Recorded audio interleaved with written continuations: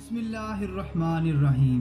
Critical point TV के नाजरीन अस्सलाम वालेकुम। आज हम आपको बताने जा रहे हैं कि यहूदी कौम अल्लाह ताला और उसके पैगंबरों की नाफरमानी की वजह से 2000 साल तक जलीलो ख्वार होने के बाद कैसे दोबारा अर्ज़ मुक़द्दस यानी फ़लस्तीन में आकर आबाद हुई और कैसे ये यहूदी कौम दुनिया की दौलत पर काबूज हो गई। और आज ये हालत है कि दुनिया की ज़्यादातर मल्टीनेशनल कंपनियां, वर्ल्ड बैंक और IMF जैसे इदारे इनके कंट्रोल में हैं। यहूदी अपने आप को दुनिया की बाकी तमाम नस्ल इंसानी से अफजल समझते हैं। ये कहते हैं कि ये दुनिया सिर्फ इनके लिए बनाई गई। इनकी यही सोच इनको पूरी दुनिया पर हुकूमत करने पर मजबूर करती है। लेकिन जब इन्हें यह मालूम हो गया कि तादाद में कम होने की वजह से ये ऐसा नहीं कर सकते, तो इन्होंने एक साजिशी जाल तैयार किया जिसे ये न्यू वर्ल्ड ऑर्डर का नाम देते हैं, जो कि दरअसल ज्यू वर्ल्ड ऑर्डर है। इस न्यू वर्ल्ड ऑर्डर को लाने के लिए यहूदियों ने जो साजिशी जाल पूरी दुनिया पर बिछाया, इसके मकासद ये थे: नंबर 1, पूरी दुनिया को इकोनॉमिकली अपना गुलाम बनाना। नंबर 2, शैतानी तंजीमों के जरिए लोगों को उनके मज़ाहिब से दूर करना और फहाशी को फ़रोग़ देना। नंबर 3, यहूदियों के लिए अर्ज़ मुक़द्दस यानी फ़लस्तीन में एक आज़ाद यहूदी रियासत कायम करना। मुअज़्ज़ज़ नाज़रीन, 17वीं सदी के शुरू में यहूदियों की ज़्यादातर आबादियाँ जर्मनी, फ्रांस, पोलैंड और बरतानिया में आबाद थी। इन्होंने 17वीं सदी में सूदी बैंकिंग का निज़ाम मुतारफ़ करवाया और बड़े बड़े लोगों को सूद पर कर्ज देते और इस वक्त की हुकूमत के तरक्याती प्रोजेक्ट्स में अपना सरमाया लगाते और फिर सूद समेत वापस लेते। इस तरह अपने सूद पर मबनी कारोबार की वजह से ये यहूदी उस वक्त के अमीर तरीन लोगों में शुमार होने लगे। उस वक्त के अमीर तरीन यहूदी ख़ानदानों में Rothschild family, Goldman family, Warburg family, Goldsmith family और स्टर्न फैमिली सरे फहरिस्त थी। और इसके साथ साथ शैतानी तंजीमों की माली मदद भी यही यहूदी ख़ानदान करते रहे हैं। जब कोई रियासत या मुल्क माली तौर पर कमज़ोर होता तो ये अपने मावन उनके पास भेजते और इनको सूद पर कर्ज देने की पेशकश करते। इस तरह माली तौर पर कमज़ोर रियासतें इनकी ग़ुलाम हो जाती।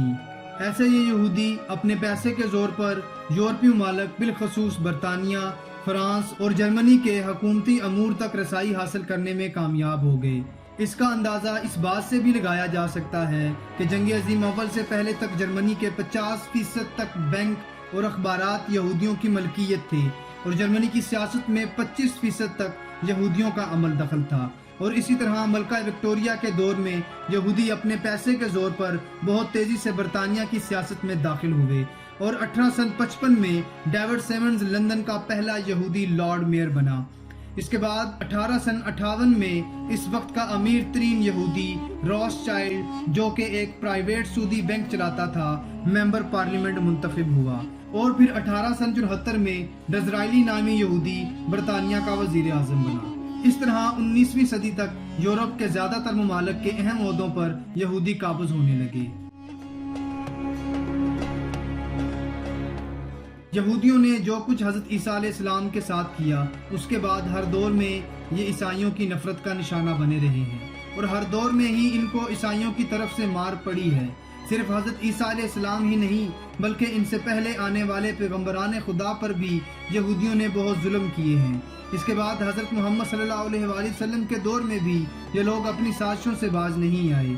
दीन इस्लाम के खिलाफ इन्होंने बहुत सी साजिशें की। इस तरह ये यहूदी ईसाइयों के भी दुश्मन है और मुसलमानों के भी। यहूदियों के मुताबिक मुसलमान और ईसाई दोनों इनके मजहबी दुश्मन हैं।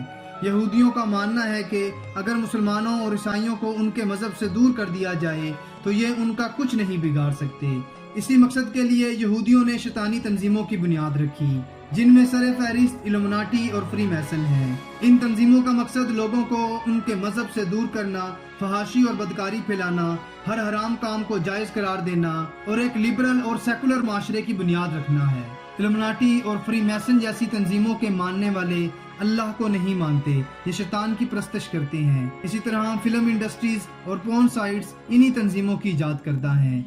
शैतानी तंजीम इल्यूमिनाटी का आगाज 1776 में हुआ था और अब पूरे यूरोप का हाल आप लोगों के सामने है और अब मुसलमान ममालिक भी इनके शिकंजे में फंस चुके हैं। नाज़रीन, अर्ज़ मुक़द्दस यानी फ़लस्तीन, जहाँ यहूदियों को रहने तक की इजाज़त न थी, تو پھر کیسے یہ وہاں آ کر آباد ہوئے؟ آخر ان کو یہ اجازت کیسے ملی اور اس کے لیے انہوں نے کیا کیا سازشیں کی؟ یہ سب جاننے کے لیے اسی سیریز کی نیکسٹ ایپیسوڈ ضرور دیکھیں، جس کا لنک اس ویڈیو کی ڈسکرپشن میں موجود ہے۔